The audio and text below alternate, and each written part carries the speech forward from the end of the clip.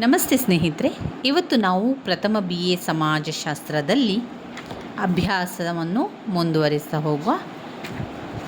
Block 1ರಲ್ಲಿ ಬರುವಂತಹ ಮುಖ್ಯವಾದ ಪ್ರಶ್ನೆಗಳನ್ನು ಈಗಾಗಲೇ ನಾನು ನಿಮಗೆ ತಿಳಿಸಿದ್ದೆ.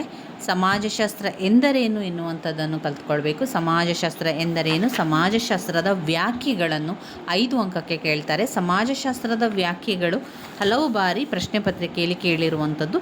ನೀವು ಒಂದು 6ರಿಂದ 7 ವ್ಯಾಖ್ಯೆಗಳನ್ನು ಓದ್ಕೊಂಡ್ರೆ ಆ 7 ವ್ಯಾಖ್ಯೆಗಳನ್ನು ಬರಿಬೇಕಾಗ್ತದೆ. 5 ಅಂಕಕ್ಕೆ ವ್ಯಾಖ್ಯೆಯನ್ನು ಕೇಳಿದರೆ. ಅದಾದ ನಂತರ ಇದರಲ್ಲಿ ತುಂಬಾ ಮುಖ್ಯವಾಗಿರುವಂಥ ಪ್ರಶ್ನೆ ಸಮಾಜಶಾಸ್ತ್ರದ ವ್ಯಾಪ್ತಿ.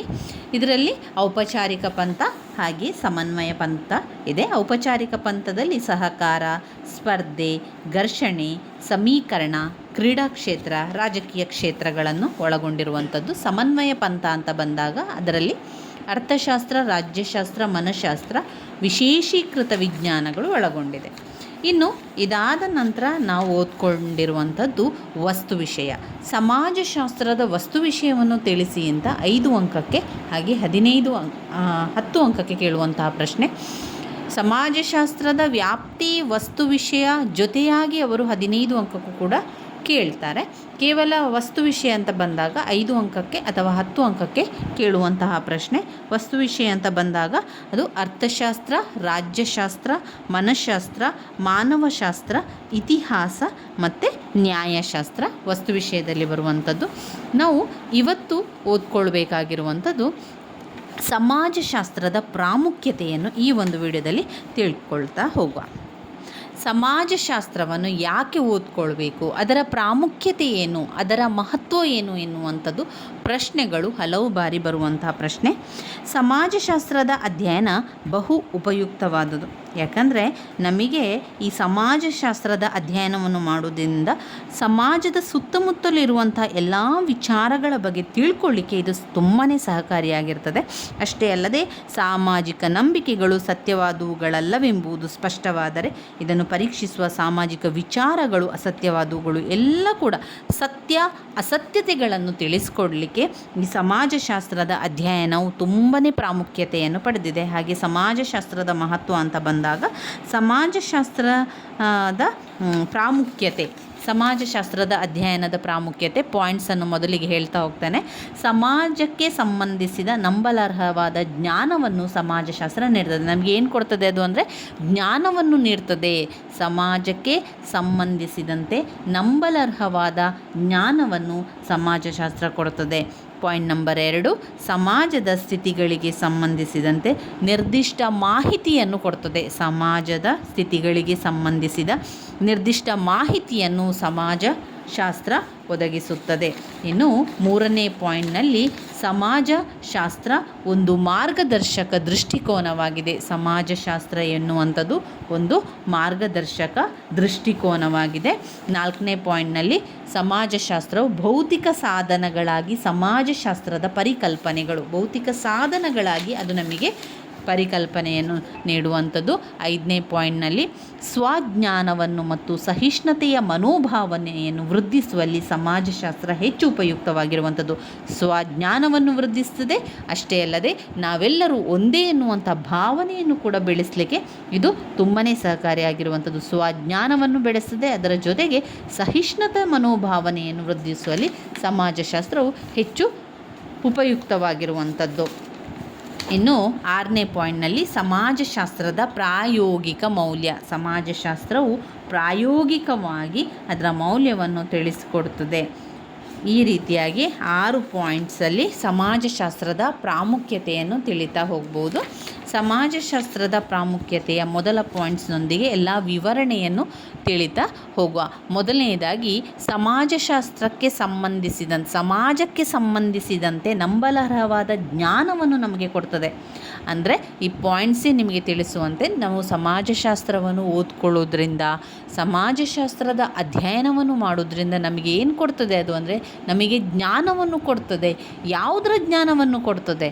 ಸಮಾಜಕ್ಕೆ ಸಂಬಂಧಿಸಿದಂತಹ ಆಗುವಂತಹ ವಿಚಾರದ ಬಗ್ಗೆ ನಮಗೆ ಜ್ಞಾನವನ್ನು ಕೊಡ್ತದೆ.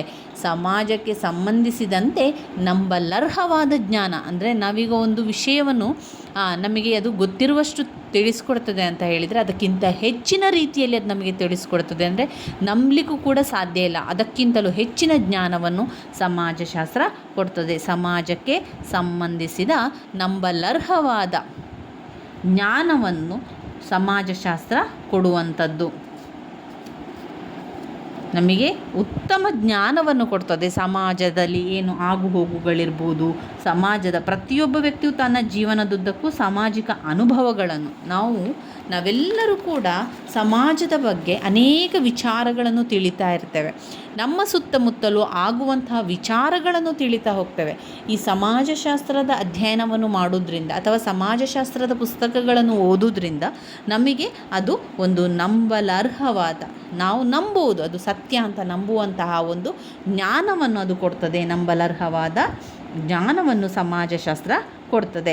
ನಿಸ್ಸಂದೇಹವಾಗಿ ಸಮಾಜಶಾಸ್ತ್ರದ ಅಧ್ಯಯನದಿಂದ ನಮಗೆ ತುಂಬಾ ಒಳ್ಳೆಯದಾಗ್ತದೆ. ಅದರಲ್ಲಿ ಎಲ್ಲವೂ ಕೂಡ ನಮಗೆ ಅರ್ಥವಾಗುವ ರೀತಿಯಲ್ಲಿ ಅದು ನಮಗೆ ತಿಳಿಸ್ಕೊಡ್ತದೆ. ಪ್ರತಿಯೊಬ್ಬರೂ ಕೂಡ ಸಮಾಜದಲ್ಲಿ ಅನುಭವಗಳನ್ನು ಗಳಿಸ್ತಾನೆ ಇರ್ತಾರೆ. ಪ್ರತಿ ದಿವಸ ಒಂದೊಂದು ಅನುಭವ, ಅವುಗಳ ಆಧಾರದ ಮೇಲೆ ಅನೇಕ ವಿಷಯಗಳನ್ನು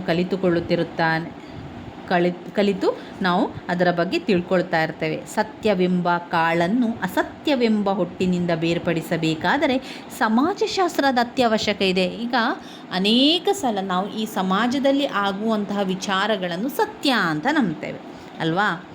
ಕೆಲವೊಮ್ಮೆ ಈ ಸತ್ಯದಲ್ಲಿ ಅಸತ್ಯಗಳು ಕೂಡ ಅಡಗಿಕೊಂಡಿರ್ತದೆ, ಹಾಗೆ ಅಸತ್ಯದಲ್ಲಿ ಸತ್ಯವೂ ಕೂಡ ಒಳಗೊಂಡಿರ್ತದೆ. ಈ ಸತ್ಯದಿಂದ ಅಸತ್ಯವೆಂಬ ಹೊಟ್ಟನ್ನು ಬೇರ್ಪಡಿಸಬೇಕಾದರೆ ನಮಗೆ ಯಾವುದರ ಅವಶ್ಯಕತೆ ಬೇಕು? ಸಮಾಜಶಾಸ್ತ್ರದ ಅಧ್ಯಯನ ಅವಶ್ಯಕತೆ ಬೇಕು. ಸಮಾಜಶಾಸ್ತ್ರದ ಅಧ್ಯಯನದಿಂದ ಇದನ್ನೆಲ್ಲವನ್ನು ನಮಗೆ ತಿಳ್ಕೊಳ್ಳಿಕ್ಕೆ ಸಾಧ್ಯ ಇದೆ. ಸಂಪ್ರದಾಯವನ್ನು ಕಡೆಗಣಿಸುವ ಕ್ಷಿಪ್ರವಾದ ಸಾಮಾಜಿಕ ಪರಿವರ್ತನೆ ಹಾಗೂ ತಂತ್ರಜ್ಞಾನವನ್ನು ಪ್ರಧಾನವಾಗಿ ಉಳ್ಳ ಸಮಾಜದ ಸದಸ್ಯರಾಗಿರುವುದರಿಂದ ನಾವು ಅದರ ಬಗ್ಗೆ ಹೆಚ್ಚಾಗಿ ತಿಳಿದುಕೊಳ್ಳಬೇಕಾಗ್ತದೆ. ಪಾಯಿಂಟ್ ನಂಬರ್ 2ರಲ್ಲಿ ನಾವು ತಿಳ್ಕೊಳ್ಬೇಕಾಗಿರುವಂಥ ವಿಚಾರ ಸಮಾಜದ ಸ್ಥಿತಿಗೆ ಸಂಬಂಧಿಸಿದಂತೆ ನಿರ್ದಿಷ್ಟ ಮಾಹಿತಿಯನ್ನು ಒದಗಿಸ್ತದೆ. ಇದೇನು ಮಾಡ್ತದೆ? ನಮಗೆ ಉತ್ತಮ ಮಾಹಿತಿಯನ್ನು ಕೊಡ್ತದೆ. ಸಮಾಜದ ಬಗ್ಗೆ ಇರುವಂತಹ ಮಾಹಿತಿಯ ಬಗ್ಗೆ ಕೊಡ್ತದೆ. ಯಾವುದೆಲ್ಲ ಮಾಹಿತಿ ಅಂತ ಬಂದಾಗ ಅದರಲ್ಲಿ ನೀವು ಪಾಯಿಂಟ್ಸ್ ಹಾಕಿ ಮತ್ತು ಸಂಪೂರ್ಣವಾಗಿರುವಂಥ ವಿಚಾರವನ್ನು ಒಮ್ಮೆ ನೀವು ನೋಡಿಕೊಂಡ್ರೆ ಸಾಕು. ಆ ಪಾಯಿಂಟ್ಸ್ ಆಗಿ ಮಾಡಿಕೊಳ್ಳಿ. ಅದರೊಳಗಿರುವಂಥ ವಿಚಾರವನ್ನು ಒಂದು 5ರಿಂದ 6 ಪಾಯಿಂಟ್ಸ್ ಆದರೂ ಮಾಡಿಕೊಳ್ಳಿ. ಈ ನಿರ್ದಿಷ್ಟ ಮಾಹಿತಿಯನ್ನು ಒದಗಿಸ್ತದೆ. ಸಮಾಜದ ಸ್ಥಿತಿಯ ಬಗ್ಗೆ ನಿರ್ದಿಷ್ಟ ಮಾಹಿತಿ. ಯಾವ ಮಾಹಿತಿ? 1 ಬುಡಕಟ್ಟಿಗೆ ಸಂಬಂಧಪಟ್ಟಂತು, 2 ಕುಟುಂಬದ ಬಗ್ಗೆ, 3 ಶಾಲೆಯ ಬಗ್ಗೆ, 4 ರಾಜ್ಯದ ಬಗ್ಗೆ, 5 ಜನಸಂಖ್ಯೆಯ ಬಗ್ಗೆ, 6 ಸಮಾಜದಲ್ಲಿ ಬದಲಾಗುತ್ತಿರುವ ವಿಷಯದ ಬಗ್ಗೆ. ಈ ರೀತಿಯಾಗಿ ಪಾಯಿಂಟ್ಸನ್ನು ತಗೊಳ್ಳಿ. ಇದು ನಿರ್ದಿಷ್ಟ ಮಾಹಿತಿಯನ್ನು ಸಮಾಜಶಾಸ್ತ್ರ ಒದಗಿಸ್ತದೆ ಎನ್ನುವಂಥದ್ದಕ್ಕೆ ನೀವು ನಂತರ ಅದನ್ನು ವಿವರಿಸ್ತಾ ಹೋದರೆ ಆಯಿತು. ಇನ್ನು ಪಾಯಿಂಟ್ ನಂಬರ್ 3, ಸಮಾಜಶಾಸ್ತ್ರ ಒಂದು ಮಾರ್ಗದರ್ಶಕ ದೃಷ್ಟಿಕೋನ. ಏನು ಮಾಡ್ತದೆ? ಅದು ನಮಗೆ ಮಾರ್ಗದರ್ಶನವನ್ನು ನೀಡ್ತದೆ. ಯಾವುದರ ಬಗ್ಗೆ? ಸಮಾಜದಲ್ಲಿ ಆಗು ಹೋಗುವ ವಿಚಾರ ಇರ್ಬೋದು. ಸಮಾಜ ಅಂತ ಬಂದಾಗ ಅಲ್ಲಿ ಕುಟುಂಬ, ಶಾಲೆ, ಆಮೇಲೆ ಎಲ್ಲ ವಿಚಾರಗಳು ಬರ್ತದೆ. ರಾಜ್ಯ, ಜನಸಂಖ್ಯೆ, ರಾಜಕೀಯ, ಸಾಮಾಜಿಕ, ಅರ್ಥಶಾಸ್ತ್ರ, ರಾಜ್ಯಶಾಸ್ತ್ರ, ಇದೆಲ್ಲ ಕೂಡ ಒಂದು ಸಮಾಜ ಅಂತ ಬಂದಾಗ ಬರುವಂಥದ್ದು. ಅದರ ಬಗ್ಗೆ ಎಲ್ಲ ನಮಗೆ ಏನು ಮಾಡ್ತದೆ? ಅದು ಮಾರ್ಗದರ್ಶನವನ್ನು ಕೊಡ್ತದೆ. ಇಷ್ಟು ಮಾತ್ರವಲ್ಲದೆ ವ್ಯಕ್ತಿಯ ನಿಜವಾದ ಸ್ವರೂಪವನ್ನು ಅರ್ಥ ಮಾಡಿಕೊಳ್ಳಿಕ್ಕೆ ಸಮಾಜಶಾಸ್ತ್ರ ತುಂಬಾ ಉಪಯುಕ್ತವಾಗಿರುವಂಥದ್ದು. ಸಮಾಜದ ಕೆಲವೊಂದು ನಿಷ್ಕ್ರಿಯವಾದ ಸಾಧನವಲ್ಲ, ಅಥವಾ ತನ್ನ ನಾಗರಿಕತೆಯ ಕಟ್ಟಳೆಗಳನ್ನು ಯಾಂತ್ರಿಕವಾಗಿ ಪರಿಪಾಲಿಸುವ ಯಂತ್ರದ ಗೊಂಬೆಯಲ್ಲ. ಅಥವಾ ಬೇರೆ ಮಾತುಗಳಲ್ಲಿ ಹೇಳುವುದಾದರೆ ಅವನು ತನ್ನ ಸಂಸ್ಕೃತಿಯ ಕೇವಲ ಧ್ವನಿ ಮುದ್ರಿಕೆ ಕೂಡ ಅಲ್ಲ. ವ್ಯಕ್ತಿ ಹಾಗೂ ಸಮಾಜಕ್ಕಿರುವ ಬಾಂಧವ್ಯ ಸೂತ್ರದ ಗೊಂಬೆ ಹಾಗೂ ಸೂತ್ರದ ಗೊಂಬೆ ಆಟಗಾರರಿಗಿರುವ ಸಂಬಂಧದಂತೆ ಒಂದೇ ಅಲ್ಲ. ದಾರವನ್ನು ಅಲ್ಲಾಡಿಸಿದಂತೆ ವ್ಯಕ್ತಿಯನ್ನು ಅಲ್ಲಿಂದ ಇಲ್ಲಿಗೆ ಎಳೆದಾಡುವುದು ಸಾಧ್ಯವಿಲ್ಲ. ಇದೇ ರೀತಿಯಾಗಿ ನಮಗೆ ಬೇರೆ ಬೇರೆ ವಿಚಾರಗಳ ಬಗ್ಗೆ ತಿಳ್ಕೊಳ್ಬೇಕು, ಬೇರೆ ಬೇರೆ ವಿಚಾರದ ಬಗ್ಗೆ ಅಧ್ಯಯನ ಮಾಡಬೇಕು, ಅಥವಾ ನಮಗೆ ಅದರ ಬಗ್ಗೆ ಮಾಹಿತಿಯನ್ನು ಕೊಡಬೇಕು ಅಂತಾದರೆ ಯಾವುದರಿಂದ ಸಾಧ್ಯ? ಅದು ಸಮಾಜಶಾಸ್ತ್ರದ ಅಧ್ಯಯನದಿಂದ ಮಾತ್ರ ಸಾಧ್ಯ. ಸಮಾಜಶಾಸ್ತ್ರದ ಅಧ್ಯಯನ ಏನು ಮಾಡ್ತದೆ, ಒಂದು ರೀತಿಯ ಮಾರ್ಗದರ್ಶಕವನ್ನು ಅದು ನಮಗೆ ಕೊಡ್ತದೆ. ಮಾನವನು ಸಮಾಜದಲ್ಲಿ ತನ್ನ ನಿಜವಾದ ಸ್ವರೂಪವನ್ನು ಪಡೆಯುವ ಜೀವಿ ಮಾತ್ರ ಅಲ್ಲ, ಅವನು ಒಂದಲ್ಲ ಒಂದು ಬಗೆಯ ಸಮಾಜದಲ್ಲಿ ಯಾವಾಗಲೂ ಬಾಳುತ್ತಿರುವ ಒಬ್ಬ ವ್ಯಕ್ತಿಯಾಗಿದ್ದಾನೆ ಅಂತ ತಿಳಿಸ್ತಾರೆ. 4ನೇ ಪಾಯಿಂಟ್ನಲ್ಲಿ ಭೌತಿಕ ಸಾಧನಗಳಾಗಿ ಸಮಾಜಶಾಸ್ತ್ರದ ಪರಿಕಲ್ಪನೆ. ಸಮಾಜ ಮತ್ತು ವ್ಯಕ್ತಿಯನ್ನು ಸ್ಪಷ್ಟವಾಗಿ ಅರ್ಥ ಮಾಡಿಕೊಳ್ಳುವ ಕಾರ್ಯವನ್ನು ಸುಗಮಪಡಿಸುವುದಕ್ಕೋಸ್ಕರ ಸಮಾಜಶಾಸ್ತ್ರ ತನ್ನದೇ ಆದ ಪರಿಕಲ್ಪನೆಗಳನ್ನು ಬೆಳೆಸಿಕೊಂಡಿದೆ ಮತ್ತು ಆ ಮೂಲಕವಾಗಿ ನಮ್ಮ ಶಬ್ದ ಭಂಡಾರವನ್ನು ಶ್ರೀಮಂತಪಡಿಸಲು ಇದು ಕೊಡುಗೆಯನ್ನು ಕೂಡ ಕೊಡ್ತದೆ. ಪರಿಕಲ್ಪನೆ ಅಂತ ಹೇಳಿದರೆ ವಸ್ತು, ವ್ಯಕ್ತಿ, ಪ್ರಕ್ರಿಯೆ ಮತ್ತು ಸಂಬಂಧಗಳ ಒಂದು ನಿರ್ದಿಷ್ಟ ವರ್ಗಕ್ಕೆ ಸೇರಿರುವ ಎಲ್ಲ ಸದಸ್ಯರಿಗೆ ಅನ್ವಯವಾಗುವ ಪದ ಎಂಬುದಾಗಿ ವಿವರಿಸಲಾಗಿದೆ. ಗಣಿತ ಶಾಸ್ತ್ರೀಯ ಪರಿಭಾಷೆಯನ್ನು ಬಳಸುವ ಶಾಸ್ತ್ರಗಳಂತಲ್ಲದೆ ಸಮಾಜಶಾಸ್ತ್ರವು ಜನಪ್ರಿಯ ಬಳಕೆಯಲ್ಲಿ ಪ್ರಸ್ತುತವಿರುವ ಪದಗಳಾದ ಸಂಸ್ಕೃತಿ, ಸಮಾಜ, ಸಮೂಹ, ಪಾತ್ರ, ಅಂತಸ್ತು, ಕಾರ್ಯಗಳು ಮತ್ತು ಅಧಿಕಾರ ಇತ್ಯಾದಿಗಳ ಆಧಾರದ ಮೇಲೆ ಒಂದು ಶಬ್ದ ಭಂಡಾರವನ್ನು ಬೆಳೆಸಿದೆ. ಇವುಗಳನ್ನು ಸಂಕ್ಷಿಪ್ತವಾಗಿ ವ್ಯಾಖ್ಯಾನಿಸಲಾಗಿದೆ ಮತ್ತು ಸಮಾಜಶಾಸ್ತ್ರದಲ್ಲಿ ಹೊಸ ಹಾಗೂ ವಿಶೇಷ ಅರ್ಥಗಳನ್ನು ಕೂಡ ನೀಡಲಾಗಿದೆ. ಅಲ್ಲಿ ಅವರು ಉದಾಹರಣೆಯನ್ನು ಕೂಡ ಕೊಡ್ತಾರೆ. ಯಾವ ಉದಾಹರಣೆ? ಹದಿಹರೆಯದ ತಪ್ಪಿತಸ್ಥ ಗುಂಪುಗಳನ್ನು ಅಧ್ಯಯನ ಮಾಡುವಾಗ ಆ ಗುಂಪು ಎಲ್ಲ ಸಾಮಾಜಿಕ ವರ್ಗಗಳಿಂದ ಮತ್ತು ಸಮುದಾಯದ ಎಲ್ಲ ಭಾಗಗಳಿಂದ ತನ್ನ ಸದಸ್ಯರನ್ನು ತೆಗೆದುಕೊಂಡಿದೆಯೇ? ದಾರಿ ತಪ್ಪಿದ ನಡವಳಿಕೆಯ ಈ ಪ್ರಕಾರದಲ್ಲಿ ಒಳಗೊಂಡಿರುವ ಸಾಂಸ್ಕೃತಿಕ ಮೌಲ್ಯಗಳಾವುವು? ಹದಿಹರೆಯದವರ ಪಾತ್ರ, ಗುಂಪಿನ ಒಳಗಡೆಯ ಸಾಮಾಜಿಕ ಸಂಬಂಧಗಳು ಮತ್ತು ಬೇರೆ ಸಾಮಾಜಿಕ ಸಮೂಹಗಳ ಮತ್ತು ಸಂಸ್ಥೆಗಳೊಂದಿಗಿನ ಅವರ ಸಂಬಂಧವನ್ನು ತಿಳಿದುಕೊಳ್ಳಲು ಸಮಾಜಶಾಸ್ತ್ರಜ್ಞರು ಪ್ರಯತ್ನಿಸ್ತಾರೆ. ಈ ರೀತಿಯಾಗಿ ಭೌತಿಕ ಸಾಧನಗಳಾಗಿ ಸಮಾಜಶಾಸ್ತ್ರ ಇರುವಂಥದ್ದು. ಅದರಿಂದ ಸಮಾಜಶಾಸ್ತ್ರ ಅಧ್ಯಯನ ತುಂಬಾ ಮುಖ್ಯವಾಗಿರುವಂಥದ್ದು. 5ನೇ ಪಾಯಿಂಟ್ನಲ್ಲಿ ಸ್ವಜ್ಞಾನವನ್ನು ಹೆಚ್ಚಿಸ್ತದೆ, ಸ್ವಜ್ಞಾನವನ್ನು ಬೆಳೆಸ್ತದೆ, ಸಹಿಷ್ಣುತೆಯ ಮನೋಭಾವನೆಯನ್ನು ವೃದ್ಧಿಸಲಿಕ್ಕೆ ಸಮಾಜಶಾಸ್ತ್ರದ ಅಧ್ಯಯನ ಉಪಯುಕ್ತವಾಗಿದೆ. ಒಂದು ನಮ್ಮ ಜ್ಞಾನ, ಸ್ವಜ್ಞಾನ ಅಂದರೆ ಏನು? ನಮ್ಮ ಜ್ಞಾನವನ್ನು ವೃದ್ಧಿಸಲಿಕ್ಕೆ ಇದು ತುಂಬಾ ಸಹಕಾರಿಯಾಗಿದೆ. ಅಷ್ಟೇ ಅಲ್ಲದೆ ನಾವೆಲ್ಲರೂ ಒಂದೇ ಎನ್ನುವಂಥ ಭಾವನೆಯನ್ನು ಕೂಡ ಅದು ಮೂಡಿಸ್ತದೆ. ಸಹಿಷ್ಣುತೆಯ ಮನೋಭಾವವನ್ನು ವೃದ್ಧಿಸುವುದರಲ್ಲಿ ಸಮಾಜಶಾಸ್ತ್ರವು ಹೆಚ್ಚಿನ ಉಪಯುಕ್ತವಾದುದು. 2 ವಿಧದ ಬಹುಮುಖ್ಯವಾದ ಜ್ಞಾನದ ಬೆಳವಣಿಗೆಗೆ ಸಮಾಜಶಾಸ್ತ್ರ ಕೂಡ ಕಾರಣವಾಗ್ತದೆ ಅಂತ ಹೇಳ್ತಾರೆ. ಅವರು ಮೊದಲನೇದಾಗಿ ಹೇಳ್ತಾ ಇದ್ದಾರೆ, ಇದು ನಮ್ಮ ಬಗೆಗೆ, ನಮ್ಮ ಸಮಾಜದ ಬಗೆಗೆ ಮತ್ತು ಸಂಸ್ಕೃತಿಯ ಬಗ್ಗೆ ಇದು ಒಂದು ಉತ್ತಮ ಜ್ಞಾನವನ್ನು ಗಳಿಸಲಿಕ್ಕೆ ಸಹಾಯವನ್ನು ಮಾಡ್ತದೆ. ಬಾಹ್ಯ ಪ್ರಕೃತಿಯನ್ನು ತನ್ನ ಇಚ್ಛೆಗೆ ತಕ್ಕಂತೆ ಅಧೀನಪಡಿಸುವುದರಲ್ಲಿ ಮಾನವನು ಅಸಾಧಾರಣವಾದ ಶಕ್ತಿಯನ್ನು ಕೂಡ ಗಳಿಸ್ತಾನೆ. ಅಷ್ಟೇ ಪ್ರಮಾಣದಲ್ಲಿ ಸಾಮಾಜಿಕ ಘಟನಾವಳಿಗಳ ಮೇಲೆ ತನ್ನ ಹತೋಟಿಯನ್ನು ಹೆಚ್ಚಿಸಿಕೊಳ್ಳಲು ಶಕ್ತನಾಗಿಲ್ಲ. ಯುಗಗಳಿಂದ ನಿನ್ನನ್ನು ನೀನು ಅರಿತುಕೋ ಎಂಬುದಾಗಿ ಮೇಲಿಂದ ಮೇಲೆ ಮಾನವನಿಗೆ ಬುದ್ಧಿವಾದವನ್ನು ಬಲ್ಲವರು ಹೇಳುತ್ತಲೇ ಇರ್ತಾರೆ. ಆದರೆ ಅವನು ತನ್ನ ಬಗ್ಗೆ ತಿಳಿದುಕೊಳ್ಳುವುದಕ್ಕಿಂತ ಹೆಚ್ಚಾಗಿ ಬಾಹ್ಯ ವಸ್ತುಗಳ ಮೇಲೆ ಹೆಚ್ಚು ಜ್ಞಾನವನ್ನು ಹೊಡ್ತಾನೆ ಅಲ್ವಾ? ನಮ್ಮ ಯೋಚನೆಯನ್ನು ಮಾಡುವುದಕ್ಕಿಂತ ಹೆಚ್ಚು ಬೇರೆಯವರ ಬಗ್ಗೆ ಯೋಚನೆ ಮಾಡುವಂಥದ್ದು, ಅದರ ಬಗ್ಗೆ ಹೆಚ್ಚು ಯೋಚನೆ ಮಾಡುವಂಥದ್ದು. ಆದರೆ ಸಮಾಜಶಾಸ್ತ್ರದ ಅಧ್ಯಯನವನ್ನು ನೀವು ಮಾಡ್ತಾ ಹೋದರೆ ನಮ್ಮ ಜ್ಞಾನವನ್ನು ಹೆಚ್ಚು ಮಾಡ್ತದೆ. ನಮ್ಮ ಸ್ವಜ್ಞಾನವನ್ನು ವೃದ್ಧಿಸಲಿಕ್ಕೆ, ನಮ್ಮಲ್ಲಿ ಕೆಲವೊಂದು ವಿಚಾರಗಳನ್ನು ತರಲಿಕ್ಕೆ ಸಮಾಜಶಾಸ್ತ್ರದ ಅಧ್ಯಯನ ತುಂಬಾ ಉಪಯುಕ್ತವಾಗಿದೆ ಅಂತ ಹೇಳ್ತಾರೆ. ಸ್ವಜ್ಞಾನವನ್ನು ವೃದ್ಧಿಸ್ತದೆ. ಅಷ್ಟೇ ಅಲ್ಲದೆ ಸಹಿಷ್ಣುತೆ ಭಾವನೆಯನ್ನು ಬೆಳೆಸ್ತದೆ.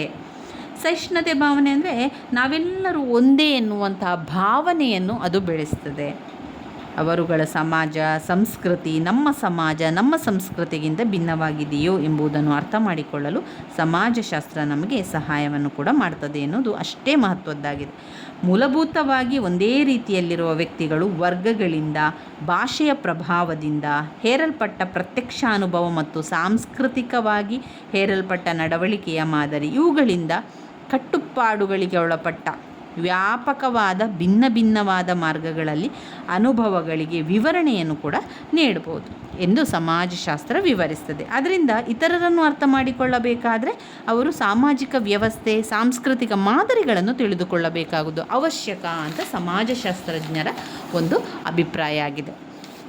ಇನ್ನು ಕೊನೆಯದಾದ ಒಂದು ಪಾಯಿಂಟ್ಸ್, 6ನೇ ಪಾಯಿಂಟ್, ಸಮಾಜಶಾಸ್ತ್ರದ ಪ್ರಾಯೋಗಿಕ ಮೌಲ್ಯ. ಸಮಾಜಶಾಸ್ತ್ರದ ಪ್ರಾಯೋಗಿಕ ಮೌಲ್ಯ ಅಂತ ಹೇಳಿದರೆ ಇನ್ನೂ ಹೆಚ್ಚಿನ ಅರಿವು ಮತ್ತು ಸಮಸ್ಯೆಗಳನ್ನು ಎದುರಿಸಲು ಇನ್ನೂ ಹೆಚ್ಚಿನ ಪರಿಣಾಮಕಾರಿಯಾದ ಕ್ರಮ ಎಂಬುದಾಗಿ ಮತ್ತೊಂದು ಅರ್ಥ ಕೂಡ ನೀಡ್ತದೆ. ಇದು ಸಮಾಜಶಾಸ್ತ್ರದ ಪ್ರಾಯೋಗಿಕ ಮೌಲ್ಯ. ಇಲ್ಲಿ ಪ್ರಾಕೃತಿಕ ವಿಜ್ಞಾನಗಳಲ್ಲಿ ಸಾಧ್ಯವಾಗಿರುವ ವೈಜ್ಞಾನಿಕ ನಿಯಂತ್ರಣಾ ಶಕ್ತಿಯನ್ನು ಸಮಾಜಶಾಸ್ತ್ರ ಪಡೆಯಬೇಕೆಂದು ಮತ್ತು ಅದಕ್ಕಿಂತ ಮುಖ್ಯವಾಗಿ ಈ ನಿಯಂತ್ರಣವನ್ನು ಸಮಸ್ತ ಮಾನವತೆಯನ್ನು ಅನುಕೂಲಕ್ಕಾಗಿ ಉಪಯೋಗಿಸಬೇಕೆಂಬ ಉದ್ದೇಶ ಸಾಧನೆಗೆ ಕೊಡುಗೆ ನೀಡುವ ಮಹತ್ ಕಾರ್ಯದಲ್ಲಿಯೇ ಸಮಾಜಶಾಸ್ತ್ರದ ಮೌಲ್ಯ ಅಡಗಿದೆ. ಸಾಮಾಜಿಕ ರೋಗಗಳು, ಅವುಗಳ ಕಾರಣ, ವೈಜ್ಞಾನಿಕ ಅನ್ವೇಷಣೆ, ವೈಜ್ಞಾನಿಕ ತತ್ವಗಳ ಬೆಳಕಿನಲ್ಲಿ ರೋಗಗಳನ್ನು ಪರಿಹರಿಸುವ ಪ್ರಯತ್ನಗಳ ಮೂಲಕ ಸರ್ವರ ಕಲ್ಯಾಣವನ್ನು ಸಾಧಿಸುವಲ್ಲಿ ಸಮಾಜಶಾಸ್ತ್ರ ಪ್ರಾಯೋಗಿಕ ಅನ್ವಯವನ್ನು ಕಾಣಬಹುದು ಅಂತ ಹೇಳಿದ್ದಾರೆ. ಇದರಲ್ಲಿ ಸಮಾಜವು ಬಾಲಾಪರಾಧ, ಕುಡಿತ, ಲೈಂಗಿಕ ಅಪರಾಧ ಇತ್ಯಾದಿ ಎಲ್ಲ ಕೂಡ ಸಾಮಾಜಿಕ ರೋಗಗಳ ಬಗ್ಗೆ ವೈಜ್ಞಾನಿಕ ಜ್ಞಾನವನ್ನು ಒದಗಿಸಿದೆ ಮತ್ತು ಈ ಸಮಸ್ಯೆಗಳ ಮೂಲಭೂತ ಸ್ವರೂಪವನ್ನು ಸ್ಪಷ್ಟಪಡಿಸಲಿಕ್ಕೆ ಇರುವ ಸಾಮರ್ಥ್ಯ, ಅವುಗಳ ಮಜಲುಗಳನ್ನು ಹೆಚ್ಚು ಸ್ಪಷ್ಟವಾಗಿ ಅಂದಾಜುಪಡಿಸುವ ಮತ್ತು ಯುಕ್ತವಾದ ಪರಿಹಾರಗಳನ್ನು ಸೂಚಿಸುವಲ್ಲಿ ಸಮಾಜಶಾಸ್ತ್ರ ಪ್ರಾಯೋಗಿಕ ಕೊಡುಗೆಯನ್ನು ಕೊಡುತ್ತದೆ ಅಂತ ಹೇಳ್ತದೆ. ಅದು ಪ್ರಾಯೋಗಿಕವಾಗಿ ಮಾಡಿ ಅದಕ್ಕೆ ಬೇಕಾದಂತಹ ಪರಿಹಾರಗಳನ್ನು ಕೊಡುವಂಥದ್ದು. ಇದಿಷ್ಟು ಸಮಾಜಶಾಸ್ತ್ರದ ಪ್ರಾಮುಖ್ಯತೆಯಲ್ಲಿ ಬರುವಂಥದ್ದು. ಇನ್ನು ನಾವು ನೋಡುವುದಾದರೆ ಸಮಾಜಶಾಸ್ತ್ರದ ಉಗಮ ಮತ್ತು ಬೆಳವಣಿಗೆ ತುಂಬಾ ಮುಖ್ಯವಾಗಿರುವಂಥದ್ದು. ಸಮಾಜಶಾಸ್ತ್ರದ ಉಗಮ ಮತ್ತು ಬೆಳವಣಿಗೆ ಮುಂದಿನ ವಿಡಿಯೋದಲ್ಲಿ ಅದನ್ನು ಕೂಡ ತಿಳ್ಕೊಳ್ಳುವ ಸ್ನೇಹಿತರೆ. ಸಮಾಜಶಾಸ್ತ್ರದ ವ್ಯಾಪ್ತಿಯನ್ನು ವಿವರಿಸಿ, ಸಮಾಜಶಾಸ್ತ್ರದ ವಸ್ತು ವಿಷಯವನ್ನು ತಿಳಿಸಿ, ಸಮಾಜಶಾಸ್ತ್ರದ ಪ್ರಾಮುಖ್ಯತೆಯನ್ನು ತಿಳಿಸಿ ಅಂತ ಜೊತೆಯಾಗಿ ಕೇಳಿ 10 ಅಂಕಕ್ಕೂ ಕೂಡ ಕೊಡ್ಬೋದು, 15 ಅಂಕಕ್ಕೂ ಕೂಡ ಕೊಡುವಂತಹ ಒಂದು ಪ್ರಶ್ನೆಯಾಗಿದೆ ಸ್ನೇಹಿತರೆ. ಅದರಿಂದ ಇವಿಷ್ಟನ್ನು ಸ್ಕಿಪ್ ಮಾಡಬೇಡಿ. ಸಮಾಜಶಾಸ್ತ್ರದ ವ್ಯಾಪ್ತಿ, ಸಮಾಜಶಾಸ್ತ್ರ ಎಂದರೇನು ಅಂತ ಮೊದಲು ಕಲಿತುಕೊಳ್ಳಿ. ಸಮಾಜಶಾಸ್ತ್ರದ ವ್ಯಾಖ್ಯೆಗಳನ್ನು ತಿಳ್ಕೊಳ್ಬೇಕು. ಅದಾದ ಮೇಲೆ ಸಮಾಜಶಾಸ್ತ್ರದ ವ್ಯಾಪ್ತಿ, ಸಮಾಜಶಾಸ್ತ್ರದ ವಸ್ತು ವಿಷಯ, ಹಾಗೆಯೇ ಸಮಾಜಶಾಸ್ತ್ರದ ಪ್ರಾಮುಖ್ಯತೆ, ಇವಿಷ್ಟು ವೆರಿ ಇಂಪಾರ್ಟೆಂಟ್ ಆಗಿರುವಂತಹ ಪ್ರಶ್ನೆ. ಜೊತೆಯಾಗಿ ಕೂಡ ಕೇಳ್ಬೋದು, ಪ್ರತ್ಯೇಕವಾಗಿ ಕೂಡ ಕೇಳ್ಬೋದು. ಅದರಿಂದ ನಿಮ್ಮ ಪಾಯಿಂಟ್ಸ್ ಬುಕ್ಕಲ್ಲಿ ಈ ಒಂದು ಪ್ರಶ್ನೆಯನ್ನು ಬರ್ಕೊಳ್ಳಿ, ಹಾಗೆ ಅದರಲ್ಲಿರುವಂತಹ ಪಾಯಿಂಟ್ಸ್ಗಳನ್ನು ಕೂಡ ಬರ್ಕೊಳ್ಳಿ ಸ್ನೇಹಿತರೆ. ನೀವು ಈ ಆರಂಭದಲ್ಲಿ ನೀವು ಪರೀಕ್ಷೆಗೆ ತಯಾರಿಯನ್ನು ಮಾಡುವಾಗಲೇ ಅದರ ಪಾಯಿಂಟ್ಸನ್ನು ಬರೆದು ಇಟ್ಕೊಳ್ಳೋದ್ರಿಂದ ಪರೀಕ್ಷೆ ಸಮಯದಲ್ಲಿ ಓದಲಿಕ್ಕೂ ಕೂಡ ಅನುಕೂಲ ಆಗ್ತದೆ, ಓದಿದ್ದನ್ನು ನೆನಪಲ್ಲಿ ಇಟ್ಕೊಳ್ಳಿಕ್ಕೂ ಕೂಡ ಸಹಕಾರಿ ಆಗ್ತದೆ. ನೀವು ಒಮ್ಮೆ ಪಾಯಿಂಟ್ಸ್ ಬರೀಬೇಕಾದ್ರೆ ಆ ಪಾಯಿಂಟ್ಸನ್ನು 2-3 ಬಾರಿ ಹೇಳ್ಕೊಳ್ಳಿ. ಆ ಪಾಯಿಂಟ್ಸನ್ನು ಬಾಯ್ಪಾಠ ಮಾಡಿ ಆದರೂ ಕಲಿಯಿರಿ ಸ್ನೇಹಿತರೆ. ಆದಷ್ಟು ನೀವು ಪಾಯಿಂಟ್ಸ್ ಬುಕ್ಕಲ್ಲಿ ಬರೀಬೇಕಾದ್ರೆ ಕಲಿತುಕೊಳ್ಳೋದ್ರಿಂದ ನಿಮಗೆ ಬೇಗನೆ ನೆನಪಿಗೆ ಕೂಡ ಬರ್ತದೆ ಅದು. ಅಷ್ಟೇ ಅಲ್ಲದೆ ನೀವು ಮುಖ್ಯವಾಗಿ ಓದ್ಕೊಳ್ಬೇಕಾಗಿರುವಂಥದ್ದು ಪಾಯಿಂಟ್ಸ್.